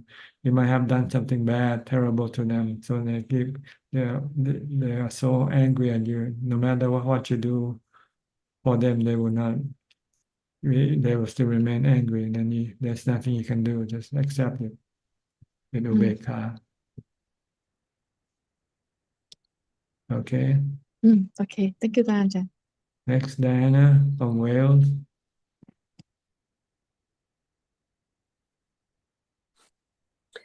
Greetings, Tanajan. I wanted to ask you, some things are going better. I think I have more self-control and but other things I have I seem to need to be busy all the time, and I find it really hard to calm my mind down, which I feel like is either avoidance or I don't know quite what. I just wondered if you had any advice, please. Well, whenever you feel restless or agitated, try to recite a mantra. Keep reciting mantra. This will dampen, it will slow down your restlessness and agitation. Or you becoming ambitious, being overly greedy. No, not really. It's just like if I have nothing to do, I look for things to do rather than just being able to Well, tell be yourself, peaceful. meditate. Meditate is the best thing for you to do. Whenever you look for something to do, tell yourself meditation. If you want to do anything, meditation is the best thing for you, for your mind. Mm. You never thought of this choice, right? You always keep on, should I watch? Should I eat? Should I drink? But Well, it's all the jobs that need doing, and I'm like, oh, and I need to do this and that and the other, and the garden and the clear the attic, and but yes, you're absolutely right. The one thing I need to do is to meditate. yeah, you should add this to your option every time you ask yourself, what should I be doing? I should be meditating. And you can do it right there and then. It's so easy, so simple. Just sit down, close your eye, and start watching your breath. Or recite the mantra. Yes, thank you. I do use the Buddha a lot. Okay. I find it really helpful. It does work. Our problem is we have aversion for meditation. We just don't like it. Even though we know how good it is for us, but we still keep having aversion for it. Yes, I do it, but not for long periods. So yeah, because your mindfulness definitely. is not strong enough to last a long time. So you have to practice more mindfulness during the day. Yes, I will definitely add it to my to-do list. Yeah. So every time I want to be busy, I can think, oh, I got time to meditate. That's right.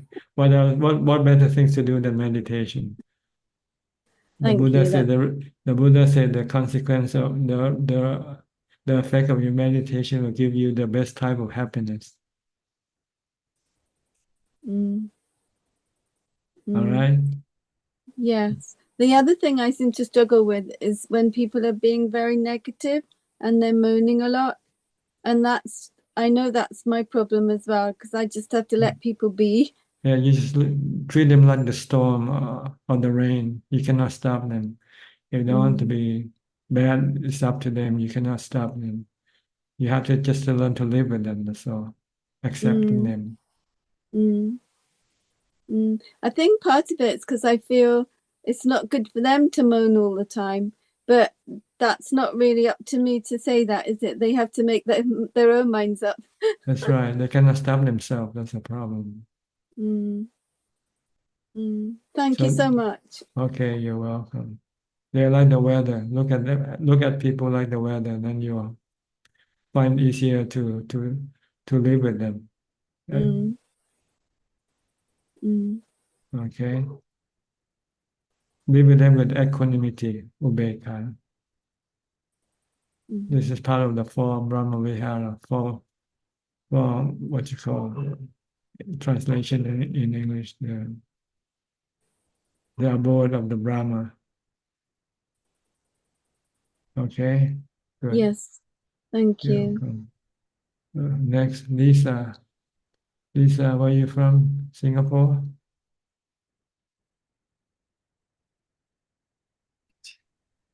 Oh, Namo Buddhaya. Good evening. I'm Lisa. I'm calling from Kuala Lumpur today. Okay, yes.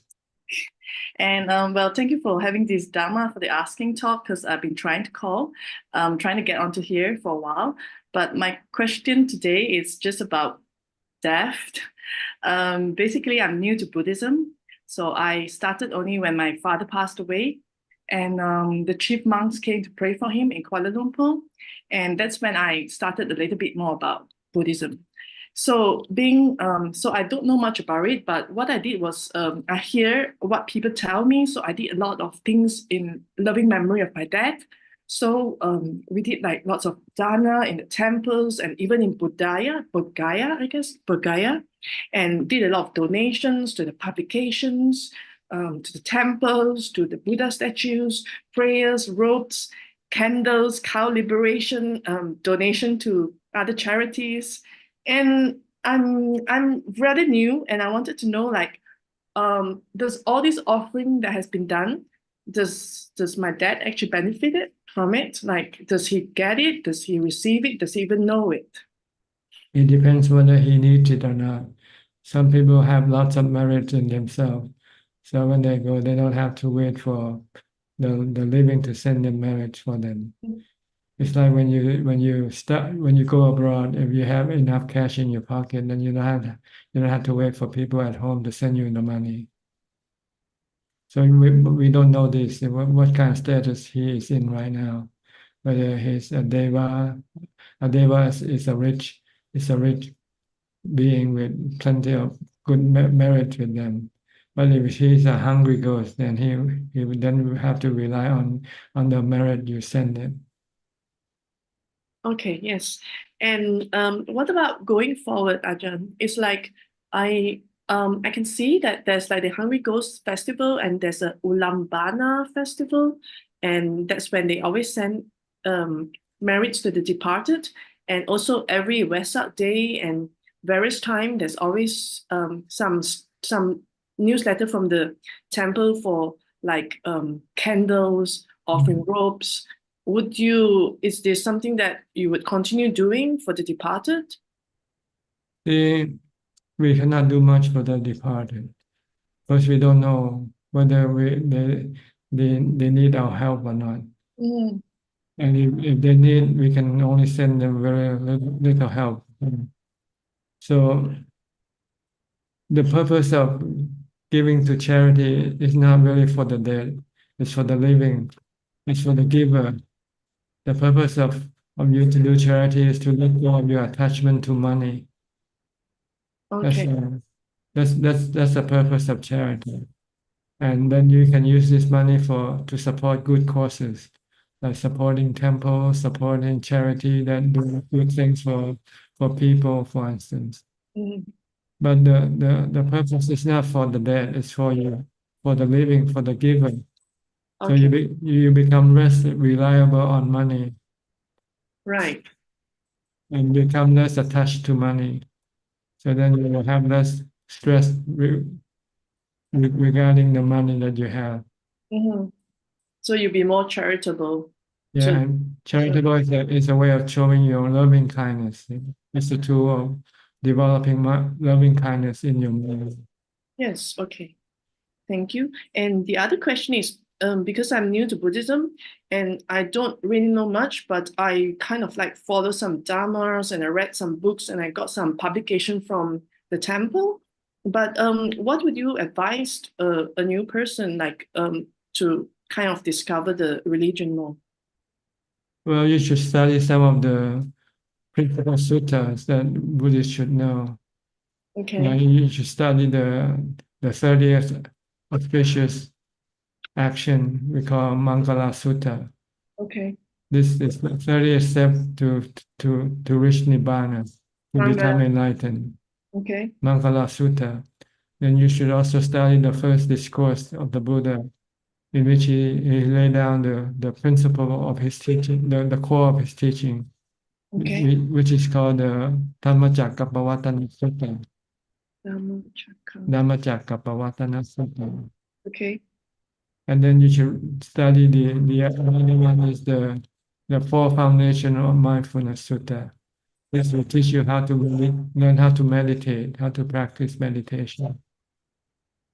So What this is- is basically you should study. Okay. All right. But then you can expand because each part, the teaching might not be clear in itself, so you might have to search for more to understand more. You have to might study some other sutta that will explain better. Right. Right. But this is the principal sutta that you should know, that you should study. Okay. And I can presumably get this from the Sutta Central website. Yes, you can go into search the internet, just put in the name. Right. There's another website called Access to Insight. This is a very good resource for Theravada teaching. Mm-hmm. Access to insight.org, I think. Access to insight. Thank you. Okay, thank you very much. Okay, thank And you. if you want to know some general thing, maybe you can just search for the word, what is Buddhism? What is Theravada Buddhism? Yes, yes. Then you Tandy, I like the Jataka stories a lot. Okay, that's good also. Yeah, I found one on YouTube and it has nice narration and tells all the stories, you know, like about Uh-huh. talkative tortoise or long time That's ago. right.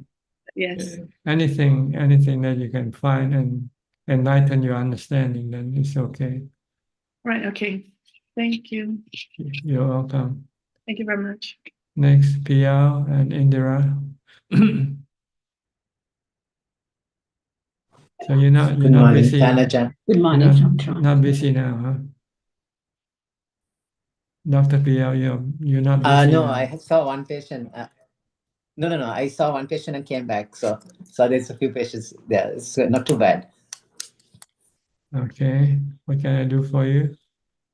Now we learned a lot today. Actually, it's very good, Very good session. session.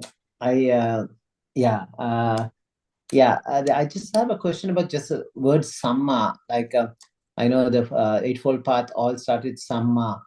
Right. Samma. I mean, And right. it's in the Correct. right. Right. Yeah, Right, it says correct. right or wrong, but I don't know whether it's the sense of right or wrong. Is it something more than that? Yes. Samma. What is right? I mean, what can get rid of your stress? This is right. This is what the purpose of practice is, to get rid of your stress. So when you say right, I mean this is the right kind of practice that can get rid of your stress. So, for example, a right effort, meaning the correct right amount of effort that is useful to get rid of your craving or That's desire. right. The effort to practice meditation. This is right effort. The effort to go and make money. This is the wrong effort. Because making money will create more stress rather than reducing stress. But meditation will reduce more stress. So making money, then you have to protect the money, then you have to invest the money, then more stress. And when you lose the money, then you become very then you're stressed. stressed. The robbers come and take your money away Yeah. and pay So taxes. This is a wrong effort, not right effort. Can it be right but skillful too? Is it? Yes, yeah. Well, right and skillful is the same thing. Yeah. Skillful in the sense that you know that this will get rid of your stress. Then it's Yes. skillful. Kusala. Yes. Kusala. Kusala. Yes. Kusala, and, akusala. Skillful or unskillful. Unskillful. Yes. Thanajan, I think the sensuality subject came a few times, even from the first speaker with the question, the situation he was in. So sensuality is defined as one's greedy intentions. It's not the sensual object out there is the problem. It's a greedy intention towards that.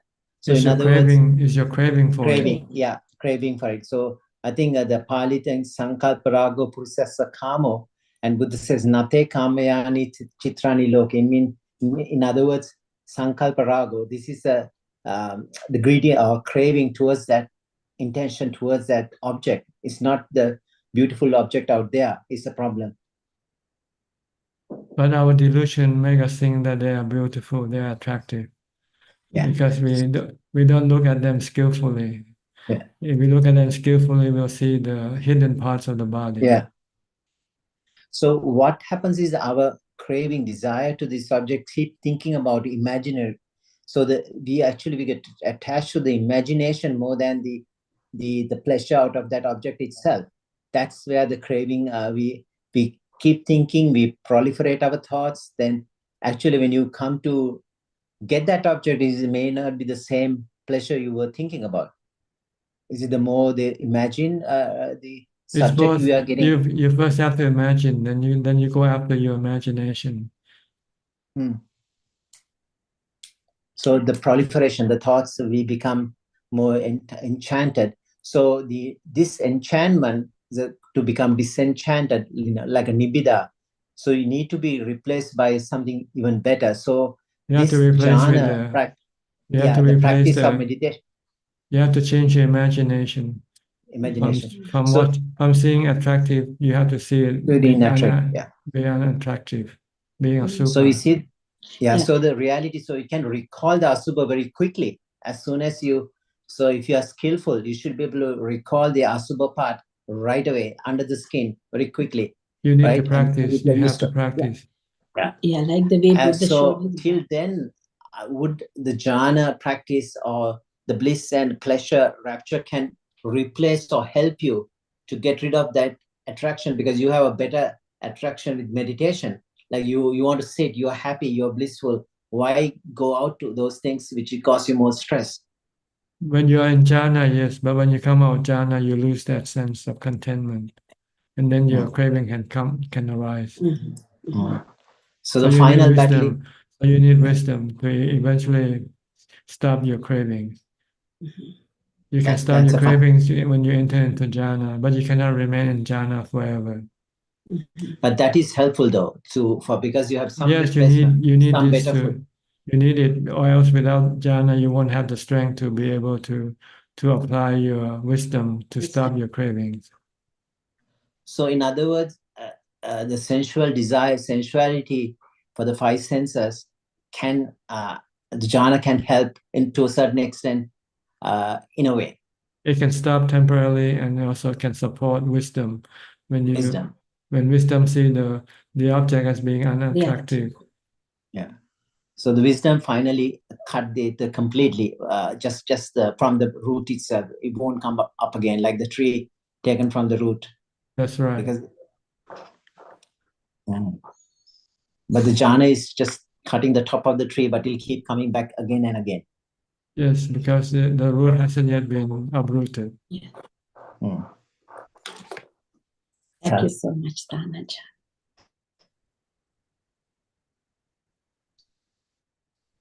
Okay. Thank you. All right. Anything else? Thank you so much. Nothing. Ajaan. Intan from Indonesia. Good evening, Ajaan. Good evening. Ajaan, I have two questions.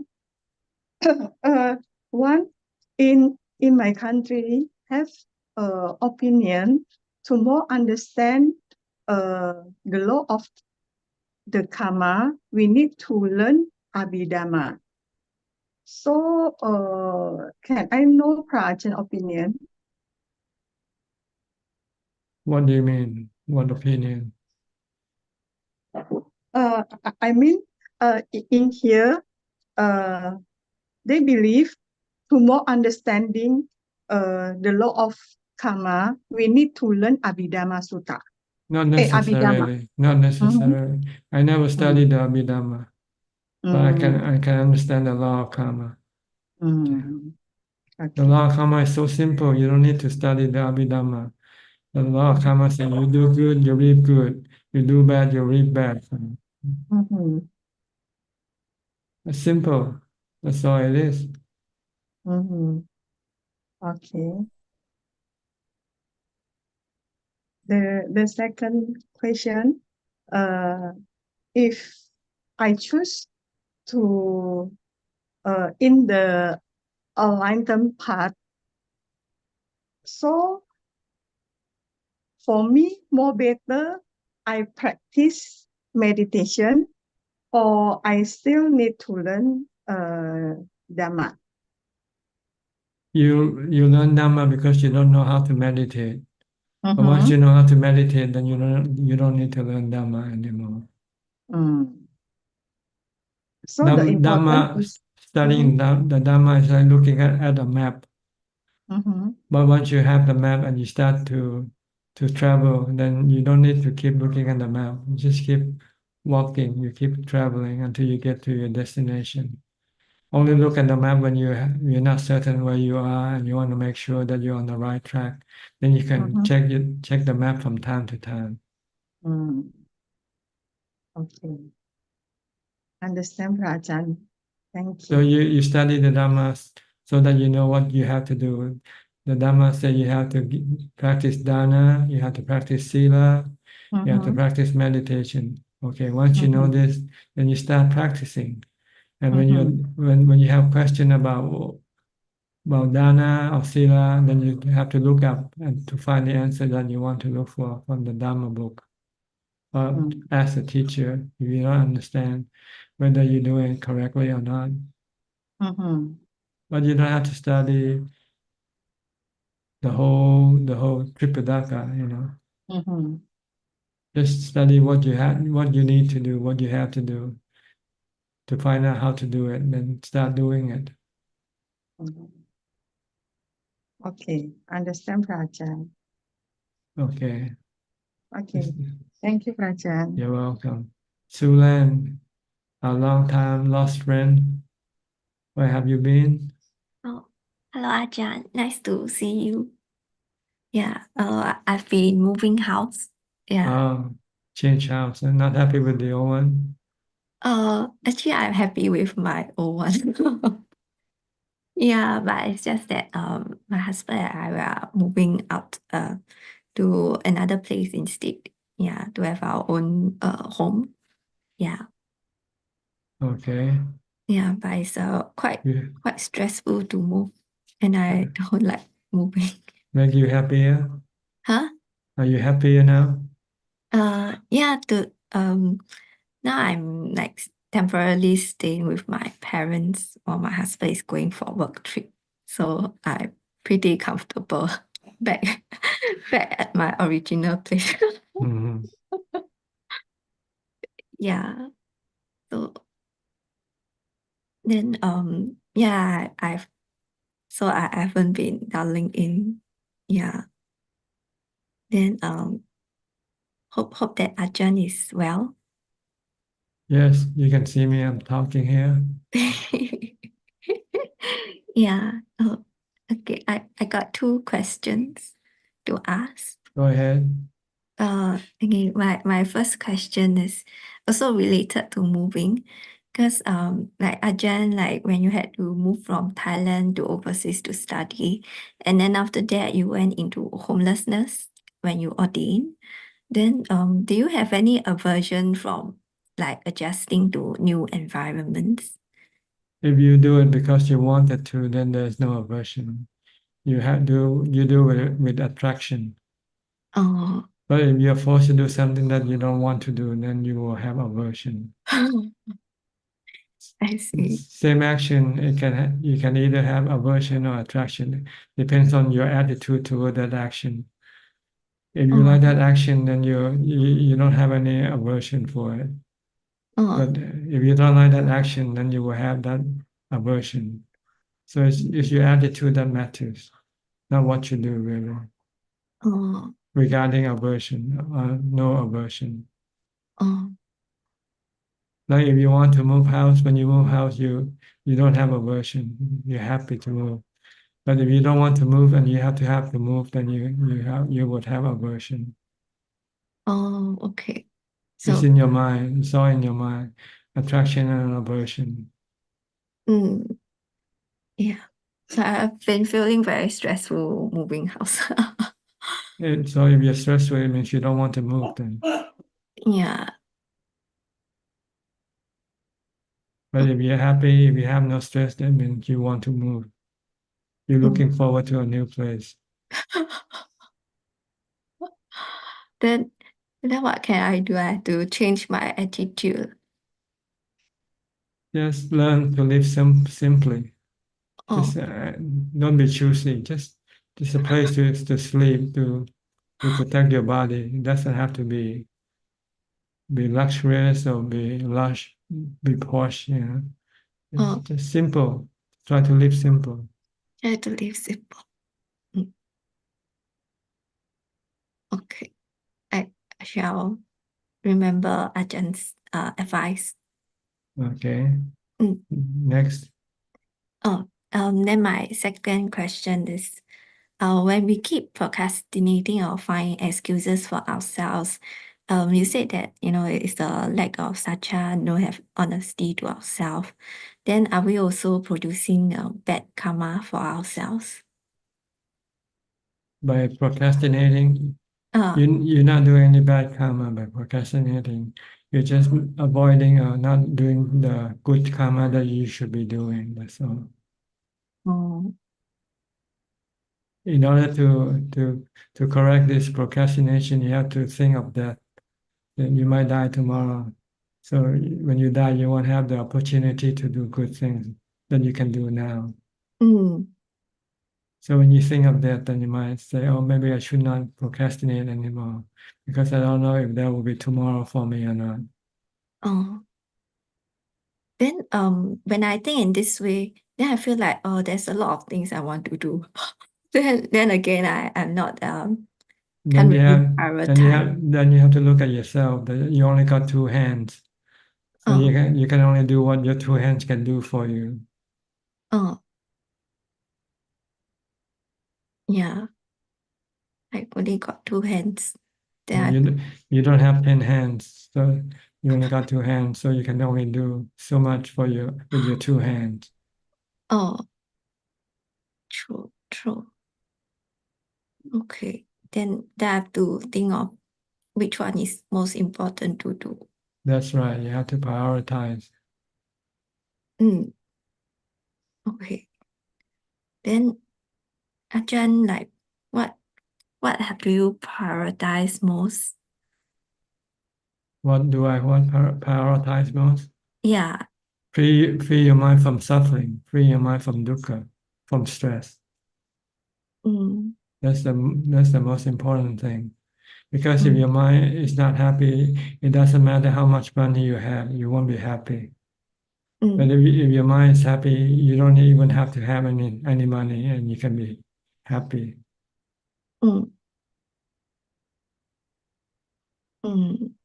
at the Buddha. Before he had lots of money, he lived in the past, but he wasn't happy.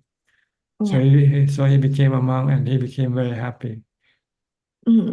Having no money, but he was happier than when he had money. Okay. So you don't emphasize, don't prioritize on money. You should prioritize on the mind free from stress, free from suffering. And the mind free from stress and free from suffering. Yeah, make your mind happy. That's what it is. And in order to do this, you have to go meditate and give up your sensual pleasure. That's not what you want to do, right? You cannot give up your sensual pleasure yet. Yeah, I haven't been able to give up yet. Okay, then you'll be stressful all the time. Don't blame anybody when you become stressful. Blame on your sensual pleasure craving. Yeah. So easily like daily life, I need hot shower. Yes. Without hot shower, oh, very stressful. So this already one thing that I find it hard to give up. Oh, So you have a long way to go, okay? yeah. All right. We're running you, out of Ajahn. time. Mm. Nice to see you. Yeah. Don't be gone too long, okay? Next question from email, from whatever the source is. Namaskaran,ท่านอาจารย์ค่ะ We have one question this evening, and it's from Kun Nanapat from YouTube, Press Suchart Live, translated from Thai. If we are well aware and truly know that our body is not ours, and we know it to be just the 4 elements, but we still need this body to live and function in the world, include taking care of its physicality and personality. Can we consider that based on this, we eliminated the fetter of Sakayatiti? If you're not attached to it, that's the point. If you're still attached to it, then you haven't yet eliminated this sakayaditi. You can take the body as it is, whether it's gonna live or you're gonna die, it doesn't bother you. That is all, ka. Okay. Well, I think that's about it for tonight. Thank you for your participation. Thank you for your company. I hope this meeting is helpful and beneficial to you and can push you to practice more and get closer to enlightenment. In the meantime, please stay safe, be mindful, and keep on practicing. And if all goes well, I'll see you all at the same time next week. Thank you and goodbye. Thank you, Ajahn. Thank you, Ajahn. Ajahn. Thank you. Thank you, Emin, and goodbye, everyone. Thank you. Goodbye. Thank you, Brajan. Thank you. Bye bye.